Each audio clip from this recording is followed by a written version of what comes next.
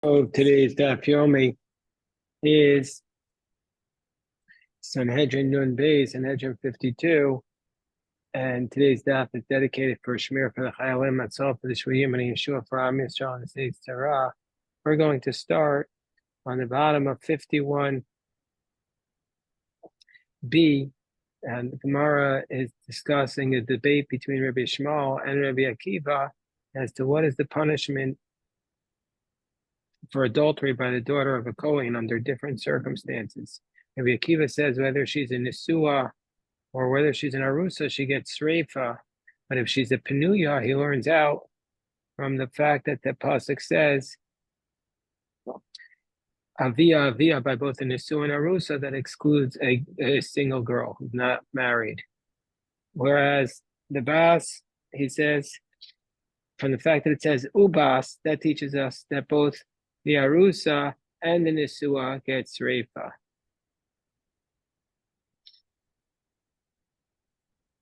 So Rabbi Shmuel says that the one who is an Arusa gets Sreifa, and the Nisua, the Bas going to Nisua, gets Chanek. So the Gemara says that Rabbi Akiva darshans this from Bas to Bas. So what does Rabbi Shmuel darshan from Bas to Bas? It says the Gemara, 4 lines from the bottom of 51b, Rabbi Shmuel, Hi Bas, Ubas, from the fact that it says Ubas, an extra vav, my darshbe. What does he do with it? Where it says Mibale Gditani Avue de Shmuel. He uses it like to teach that which Shavua of Shmuel taught, which was Avue de Shmuel bar Rabbi Avin, Fisha Matzinu Shachile Kakasav Bischarim Bein Tmimim Wabalim. Because we know that the Torah shows a distinction between a Kohen who has a blemish and a Kohen who doesn't have a blemish. And only the Kohen who doesn't have a blemish can serve in the temple. So Yachol Nachok B'Bnosein, I might think that their daughters, the daughter of a Kohen who has a blemish doesn't get judged as a daughter of a Kohen. She doesn't get the more severe penalties. Omer Bas Ubas. It says Ubas to teach us that she gets the same penalty as if her father didn't have a blemish. Rabbi Akiva, how does Rabbi Akiva know this halacha? It says, "V'hei makrivim v'ayu kodesh." It says in the pasuk that the Kohen should bring the sacrifices, and they will be sacrificed v'ayu kodesh, and they will be holy. And we learn from here that even the Baalei Mumin, even the Kohen with the physical defects, can eat from the kodshim. So Rabbi Shmuel says, if that was the pasuk, that pasuk only teaches us that the Kohen remains holy, but I don't know that their daughter retains the status of the Kahuna. And therefore we need Bas to Bas. Rabbi Shmuel, says the Gemara on the top of Nun Beis and Aleph, what does he do with the fact that it says it's Avia hi mechalal? That's what Rabbi Akiva said, teaches us that the Penuya is not burned, that there's no streifa for a Penuya who is licentious. So it's Avia hi mechalal as my darshbei mibalek the Tanya. He learned it like the following brayza. Rabbi Meir Omer Mad Talmud Omer Avia hi mechalal. So why does it say she has desecrated her father? To tell us Shema Yinogim Bo Kodesh, that if we were treating the father with holiness like a Kohen is treated, generally speaking, the Kohen has treated with extra kedusha. Now that his daughter committed this act of adultery, we treat the father without the holiness. Kavod, if we were treating the father with honor, no gimbo bizayim. We now treat him with disrespect. Omrin, we say to him, Aror shazu yolad, Aror shazu gidel. Cursed to be this one who gave birth to this one. Cursed to be this one who raised this one. Aror shayotza zu mechalotzav. Cursed to be this one who has spawned this adulterous offspring. Amar Vashi, Kaman Karinan Rishayim Bar Rishai Vafil Rishai Bar Tzadiki. Like whom do we say that if there's a wicked one, we say you're the wicked one, the son of a wicked one, even if his father is righteous. But if he's wicked, we call him the wicked one, the son of the wicked one. Kaman Kahai Tana, like this Tana who says that if he was Kodesh, we now treat him whole. And that based upon the way the offspring turn out is the way we treat the father. So mitzvahs. So it says, Zu mitzvahs haniskoan. This is the mitzvah of stoning. Zu mitzvahs haniskoan. Man Tana de Katani Zu Mitzvah Saniskon. So what does it mean? Our Mishnah says at the end of our last Mishnah, it said all these halachos, and then at the end of the halachos, which were being listed in the Mishnah, which didn't necessarily have to do with Skila, it says at the end of it, this is the mitzvah of the Niskon. So what's the relevance? So the Gemara explains, because it says in the previous Mishnah, once the matter was ruled, we take him out to stone him. And then base of skila. Then we say the next idea is that the base of skila that was 2 stories high. And now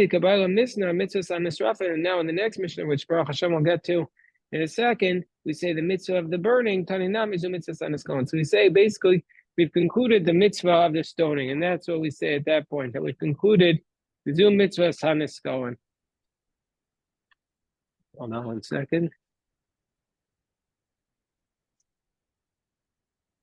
That's what we say. Therefore, so basically, we've established that we've completed the mitzvah Saniskon. Now we're up to the mitzvah of Sreifa. Mitzvah Sanisrafin. What's the mitzvah of Sreifa, of burning? How do we do it? We basically put him in manure up until his knees.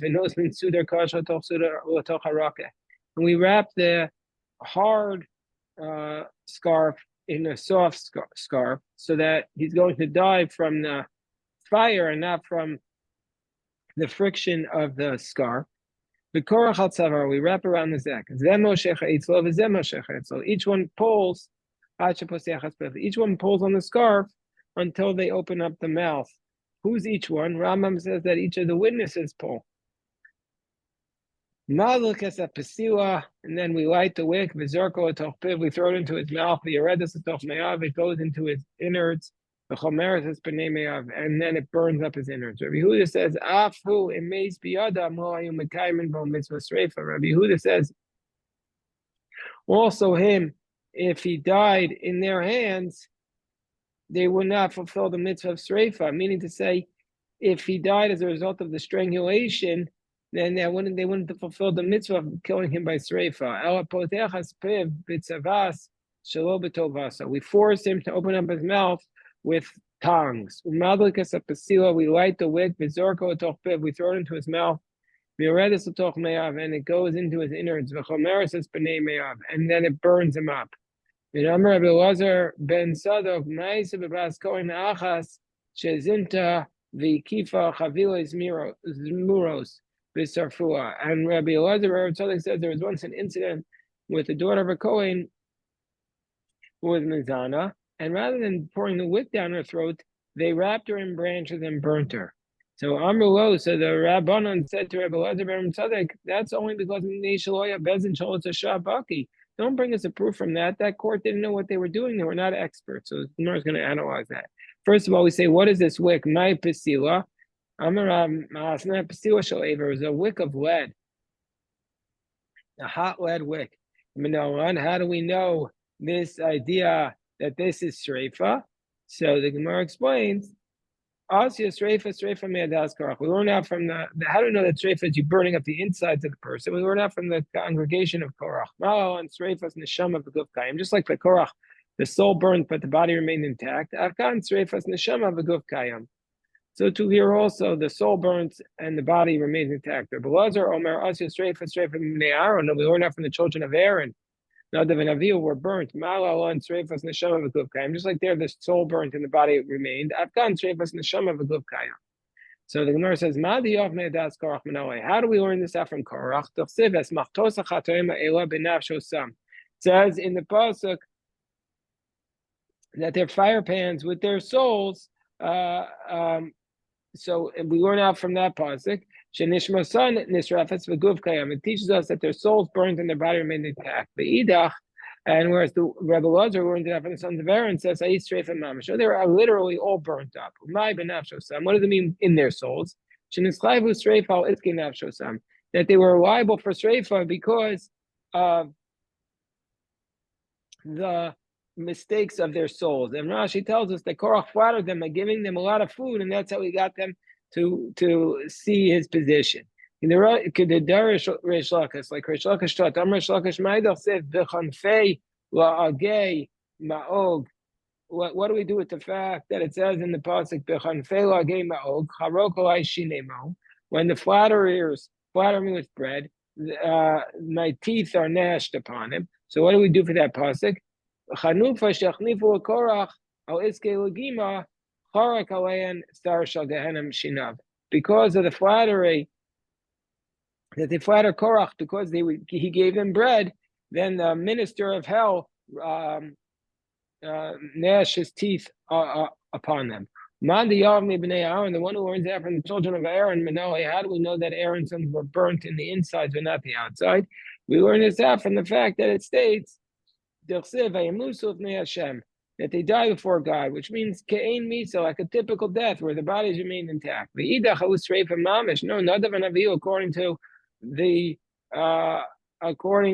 Rav Masna, they were actually burnt. Means to say the islo megavai. The pasuk says means that the burning started from the outside, ke'ein misa, like it started from the outside, like a typical death. The islo megavai ke'ein misa, and it started from the outside like a typical death. Hold on one second. Excuse me. It started from the inside like a typical death. That first the soul departs, and then after the soul departs, then the fire burnt their bones. So the Gemara says, the Tanya Abba Yossi ben whereas Rav Mas says those straight from Mamash. But listen to him. He said, "Tanya Abba Yossi ben Dostay Omer Shnei Chutin Shel Eish." There are two like streams of fire. Sheyatzu mi Beis Kodesh Kodesh. And went out from the Holy of Holies. Nechuku Arba. They divide up into four. V'nichnas Shnei b'chod Mashal Zev. Shnei b'chod Mashal Zev Sarfum. And two each went into the two nostrils and they burned them. The Gemara says, "V'aksiv atochal osam v'lo. It says and claims it ate them and not their garments. So now the Gemara says, how can we learn either from Aaron's sons or else from Adas Korach that the neshama burned but not the bodies? Why don't we learn that from Param and Esrafim, from the bulls that are burned? Malal straight from Mamish, just like by the bulls that we're going to say that it was actually straight from Mamish, the bodies of the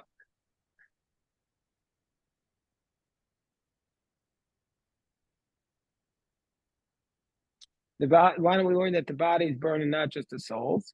So the Gemara says, no, it's more logical to compare the Sreifa to a person, either Nadav and Avihu or the Adas Korach. Shekein Adam Chote Neshama Pigol, because in both cases it's a man, they sinned, it's burning of the soul, they have a Neshama, and Pigol, and there's no law of Pigol about it. Adar Gemara says, just the opposite, learn it out from the bowls that are burnt. Because it's all around for future generation, because the Sreifas Bezdin allows this mitzvah to take place. Rashi says, Sreifas Bezdin machsher hechsher mitzvos makom l'chein param hanesrafim avol Sreifa da'ani lav b'dei adam avishei kaimu ben mitzvos makom. The burning of a person was coming from God.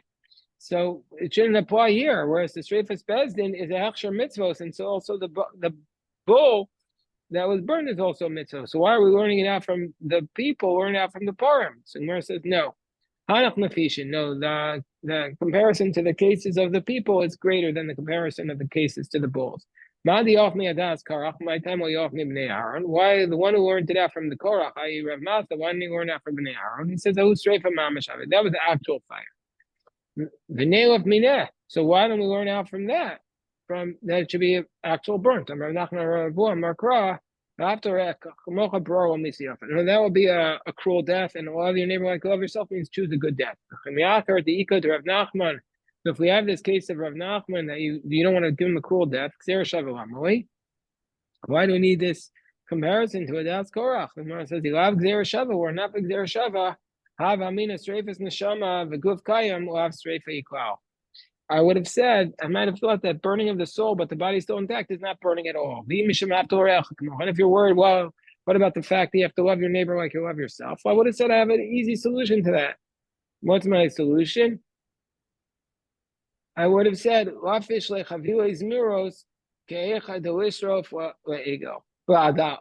but like, I would say bring a lot of branches so it could burn quickly, and that way he would die quickly. And the word lagal is like bagalov is man kariv. Rashi says lagel is meher, quickly.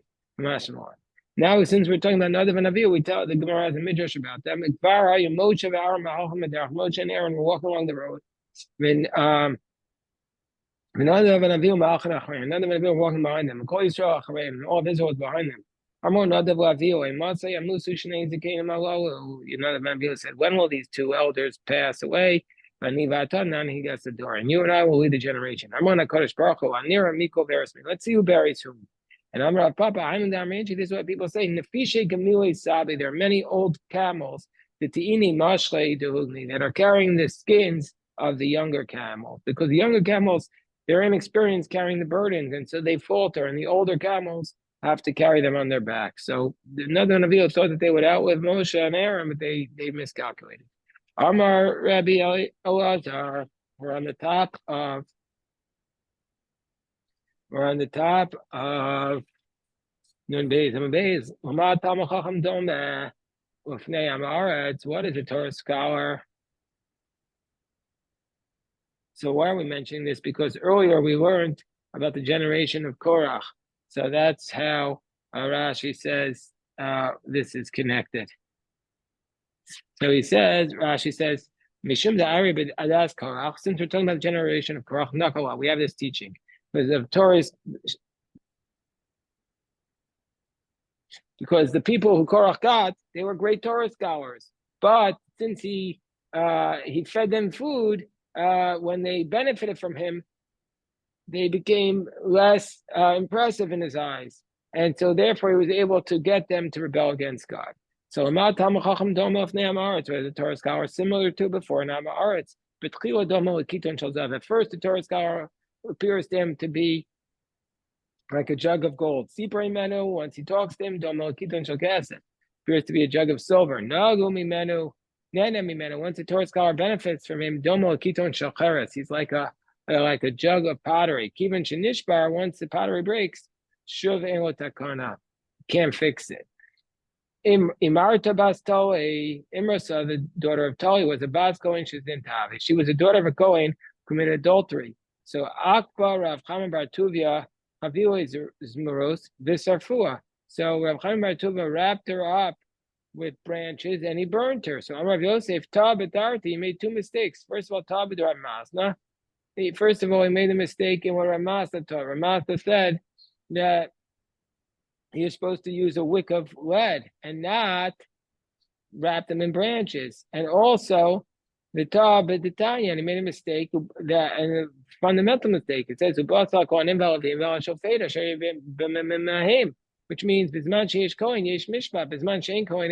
you don't do this when the Kohanim are not functioning. You only do this case when the Kohanim are functioning. And since the Kohanim are not functioning as in the base of Mikdash, you don't execute anymore. So Amar Rabbi Elazar bar Rabbi Tzadok, Ma'aser Bas Kohen Shezinta. Elazar bar Kohen said, there was an incident with the Bas Kohen that committed adultery, and I saw her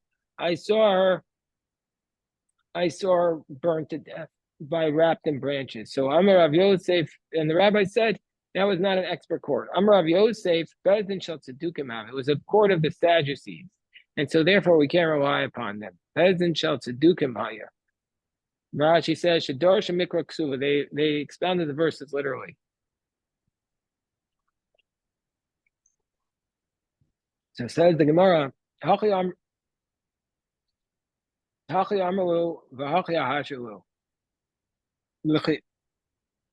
This is what he said to them, and this is how they responded. So he said to them, is this what he said to them? That Rabbi Elazar said that he saw them rapping, and they responded to him that it's a court of Sadducees. But we have a different version. Tanya, Okay, I remember when I was a little boy, I was riding on the shoulders of my father, and they brought the daughter of a Kohen who was adulterous, and they wrapped her around in the branches and they burnt her. So the rabbis responded, they said, you were a little kid, you can't bring a proof from that. So basically, there's two versions of the story. One version is, or what Rabbi Tzadok says, he saw when he was a little kid, and he said, "We can't rely on you because you're a little kid." Another version, he just says he saw it, and they said, "Well, that was a court of the Sadducees." So Shnei Ma'asim Havos. Gemara says there were two separate incidences, and he was recounting two stories. Hi Amar Uberesha. Which one happened first? Ilay Ma'akam Ma'isa. Amar Uberesha. If you want to say the case where he said, "I saw it," and they said it was a Sadducean court, that happened first. Amar Kishu Gadav Ashkape. If he said he saw something when he was an adult and didn't pay attention, Amar Kishu Katan Vashkape. Will they give any value to something he says when he's a little kid? So he said the case when he was a child first. So they said, you were a little kid, we don't rely upon you. He said, I saw it as an adult. He said, yeah, that was a Sadducean court. They were not experts. Mitzvahs on that rugin. So now we go to decapitation. What would they do? They would chop off his head, this side with a sword. So like the kings do. Rabbi Yehuda Omer Nivahu. That's disgusting. That would cause him to be disgusting. They put his head on a chopping block and they chop it off with a cleaver.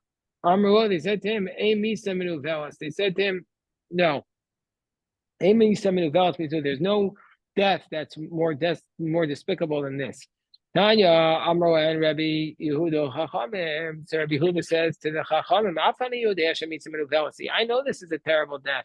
Put him on the chopping block with a cleaver. What can I do? Torah says you can't go in their ways.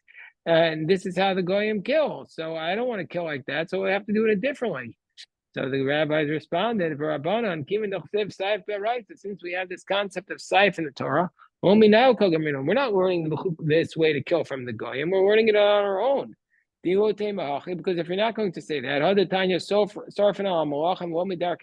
that you're allowed to burn the items of the king. If he dies, you burn his bed and his furniture, and it's not considered to be the ways of the Amorites. If you're going to say, how can we burn it? You're not allowed to go in their ways. Since it talks about this in the Torah, it says that when basically Jeremiah, this is the second time we had this verse in our tractate, Jeremiah told Tzidkiyahu that he's going to die and his objects will be burned just like the regular kings are burned. It's not a law from the Amorites. This is a law from the Torah. Also in this case, and that's that which we learned in the other chapter. This is the next chapter. Very rare, very, very, very rare, extremely rare for the Gemara to refer to that which we learned in the other chapter. And this is one of the rare times. These are the ones who are killed. It says the murderer and the Anshe Arnidachas, they get Stayef. Now, Bishlam Arnidachas, according to, we know that this Arnidachas is city that worshipped idolatry, it says by the sword. And how do we know that the Rotzeach is also going to get, the murderer gets Stayef? How do we know that? Because it says, the Tanya, Nakom Yinakim. You'll take vengeance. I don't know what this means. When it says in the pasuk, I will bring upon you a charav no kemeth, that's obviously the sword of revenge. And so therefore we see that revenge is a sword. That's why I know it's saif. How do you know it's decapitation? Maybe it means just stabbing him. Because it says by the sword, and so therefore the piacharev is the edge of the blade, and not it's the length of the blade, and not that you just stab him with the point. So the Gemara says, "Ve'ema da'avoi gistra." Maybe you chop him in half. No, that can't be. Amar Rav Nachman, Amar Rav Barbu, Amar Krav, Aptorecha Kamocha Lavaro Misayach. Choose from a good death. Ashkechan the Katel Avda. So the Gemara says we brought the pasuk earlier that if you kill somebody, that somebody who kills his slave gets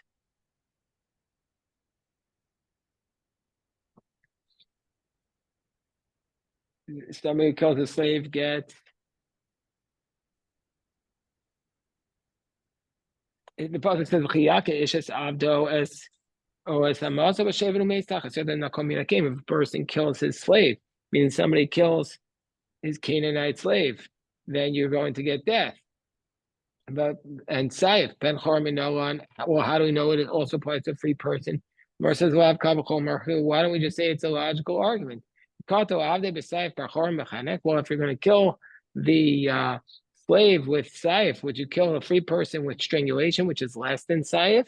The Gemara says, that only makes sense according to what it says, strangulation is less severe. The one who says strangulation is more severe, then how does he know that a regular person who gets killed, you kill that person, a regular murderer, you kill with Saif? So the Gemara says,